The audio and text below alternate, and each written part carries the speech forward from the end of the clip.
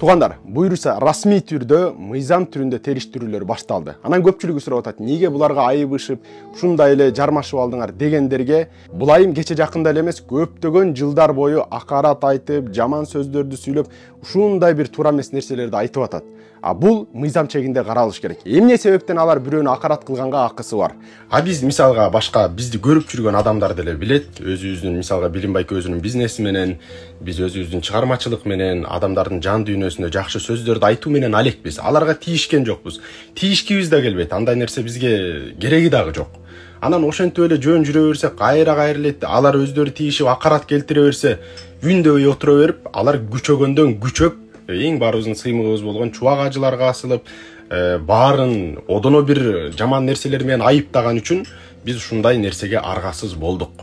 Анан өзүн манас таануучу, окумуштуу деп эсептейт экен. Өзүңүздөр көрүп тургандай, мына Эртөштүк деген китеби бул сатыкка чыга элек. Буйруса эми жакында чыгат. Муну бир манасчы тууганым Белеке берген.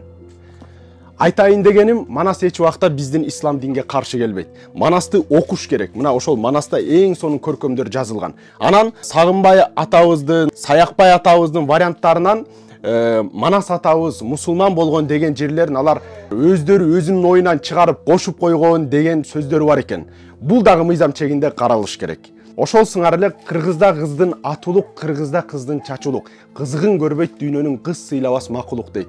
Элибизде устаздарыбыз, биздин сыймыгыбыз болгон чубак устаз айткандай, эркек үй бүлөнү эл башкара турган болсо, аял ошол элди башкара турган эркекти жана ошондой эле коомду тарбиялайт. А бирок эч убакта коомду бузганга биз жол бербейбиз. Мейли ал аял болсун, мейли ал эркек болсун. Ар бир аял Алланын аты менен аманат, көчөдө бирөө зулум көрсөтүп атканын, же болбосо байланышып зулум кылып атканын биле турган болсок, сөзсүз аны коргогонго жан дилибиз менен даярбыз. Анткени мекендин тынчтыгы, мекендин жаркын келечеги ар бирибизге маанилүү. Эч убакта бир бурмаланган нерселер менен элибизди бузбасын дейли.